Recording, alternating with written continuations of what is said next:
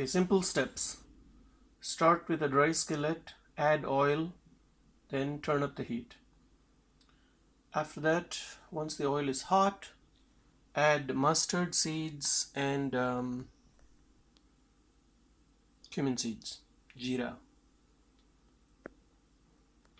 Once they begin to crackle, you may want to keep a splatter screen ready. So actually you should have this out ready anyway. So look, the cumin and mustard seeds are sizzling now. At this time, put the splatter screen on so things don't pop out. You can hear that going really well. And here's where you can also add some lentils, like these split peas.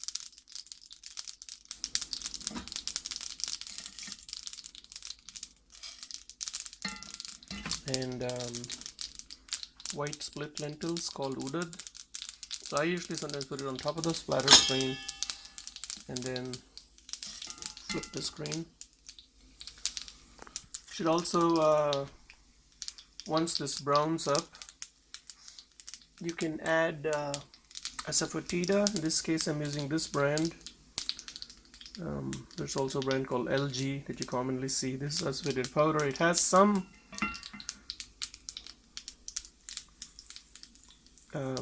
wheat powder mixed with it, so if you have celiac, definitely avoid this. Even the asafoetida compounded resin has some of that. Once the splatting becomes normal, mix these up a little. Don't let it get too brown. I lowered the heat at this point. And at this point you could add onions and garlic and ginger, chopped onions, diced ginger and garlic, or ginger garlic paste in a pinch, or even powder. These things are available in dried powder form. For instance, you can find ground ginger, which sometimes is a good substitute if you don't have fresh ginger. And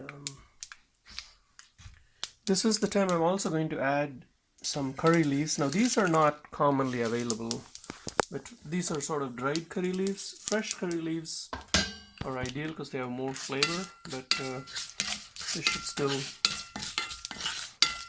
give me enough flavor. And over here I have the chopped onions ready.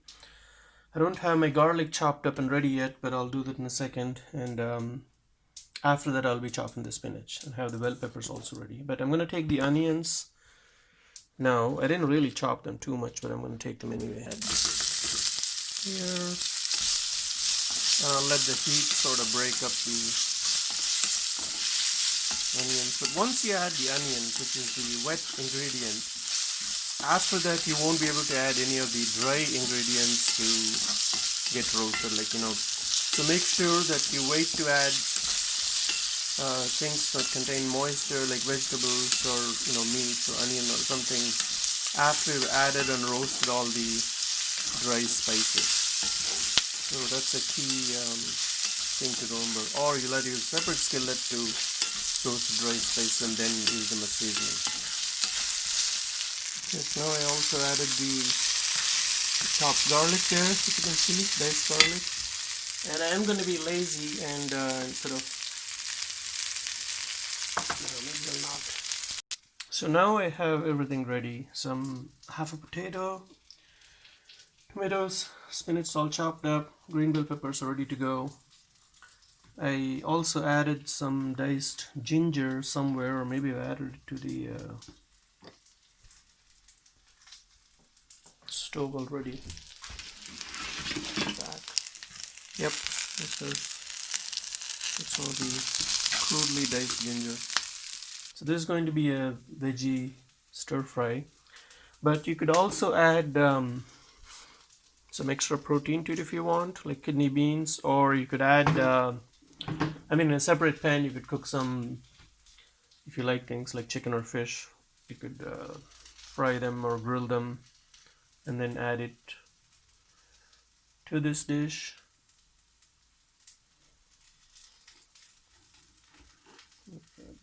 Move this whole thing over to the stove.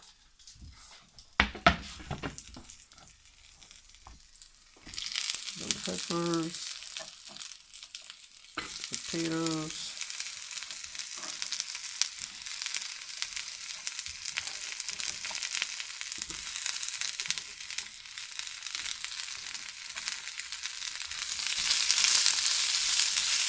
At this point, I'll probably add a little bit of salt to help bring the moisture out. So it's going to be, you can use this iodized salt. Ballparking a little bit. Add a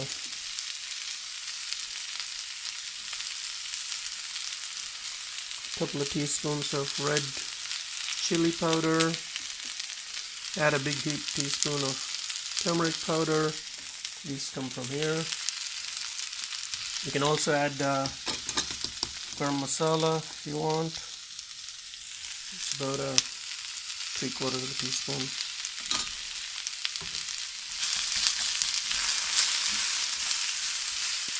It's beginning to look really colorful now. So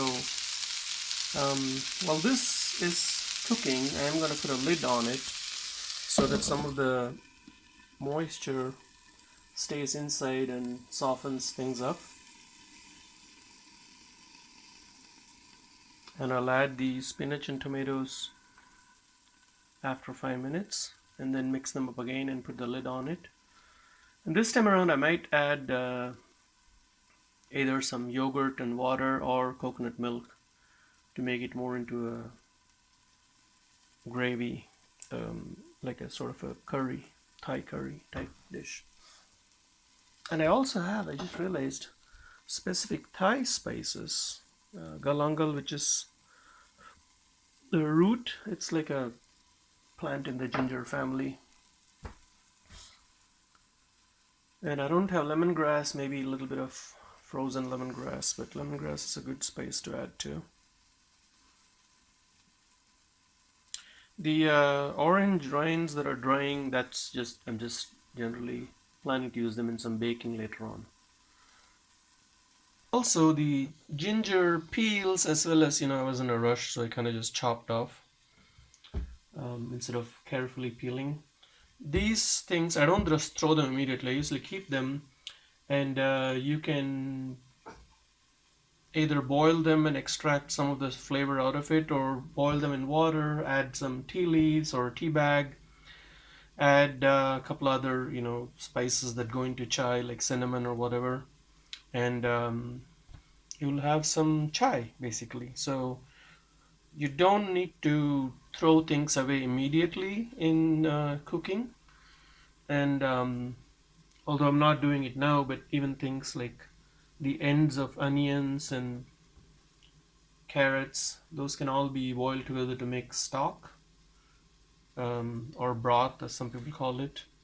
And that can again be used in soup making. So while we are waiting, this is sort of the view generally from my kitchen window. An oak tree, a cherry tree, and that's a small kitchen garden that I have down there. I just planted some peas there yesterday. And the road, and there's like starlings that just flew in. So let's take a look at this. A lot of steam. And this is kind of almost making me sneeze, the spices coming out of this. Go wait a little bit.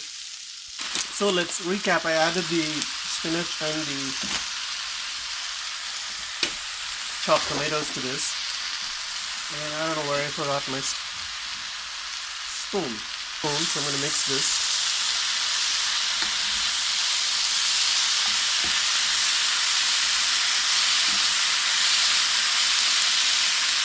It doesn't like the heat is a lot, so this may need a wee bit of oil, or I'm going to add the coconut milk and then just simmer in that.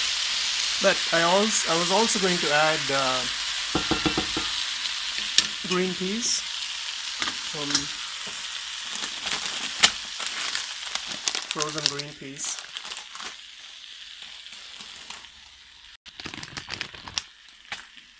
Added that.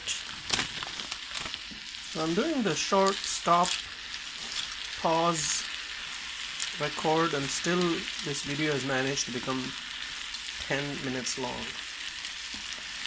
Unbelievable. Anyhow, so mix these in, and I guess the green peas provide you a bunch of some amount of protein. That was about half a packet, and that gives you each serving, which is half a cup. There's 4 servings, so that gives you about 8 grams of protein. So that's some, and then the spinach gives you something. So there's enough veggie protein in there, I think, for a normal human being. So mix it up, and let's just recap. I started with mustard and cumin seeds in a dry pan. Well, I added oil, started heating it up, then I added mustard, cumin seeds. Once they started crackling, I covered it for a minute or so with the splatter screen to prevent splatter, and then added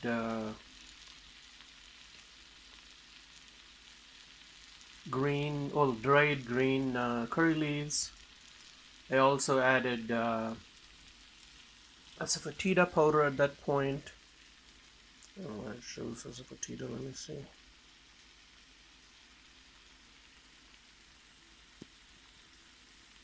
There we go. Compounded asafoetida.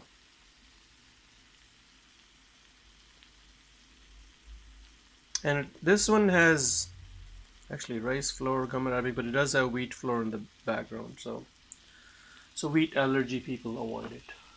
Unfortunately, it's very hard to find pure asafoetida resin. And I added these curry leaves. Then I added the onions and chopped garlic and ginger. And after a couple of minutes, you could add turmeric and green chili or red chili. You could also add fresh green chilies, which I didn't do today, for some spice. And especially if you're adding turmeric, definitely add some red chili powder or black pepper, because the pepper helps in increasing absorption of the curcumin, the active ingredient in turmeric. And then I added the vegetables, basically whatever you have chopped up. And usually vegetables like potatoes and carrots need to be added first, or turnips, whatever they take longer to cook. The softer, tender ones, bell peppers, can be added next. Then you go for the really light ones like spinach and the watery tomatoes. And tomatoes are optional, actually. You could add other things for the acidic flavor. You could always add lemon juice at the end of your cooking to your plate. I mean, after cooking and taking off the heat, you can add it to your plate or the dish. Fresh squeezed lime or lemon is good amount of vitamin C, and also provides some acidity and a nice flavor profile. And I guess I also added some salt. So that's basically a general mix of spices. I added some lentils for texture. So you could also use peanuts or groundnuts, as they're called in most of the rest of the world. And so add them in the dry stage if you want them to have a crispier texture. Add them later, and they'll be like soft. You could also add cashews and get fancy. So I'm gonna cut the video now, but I am going to add some yogurt, maybe a cup of yogurt to this, and some water, and then let it simmer in that. But I'm also going to transfer to a different container, because I don't want to cook the yogurt in a cast iron and take off all the iron due to the acidity. I'm going to move it to an aluminum pan, which is also a deeper vessel. But there's not too much else to discuss here. You could garnish this before serving onto the plate with fresh chopped cilantro, which I don't have right now. I ran out of it. But I'll probably get it tomorrow from the store, and the leftovers, when I heat them up, I'll add fresh chopped cilantro to it. But thank you for watching. Add questions in the comments.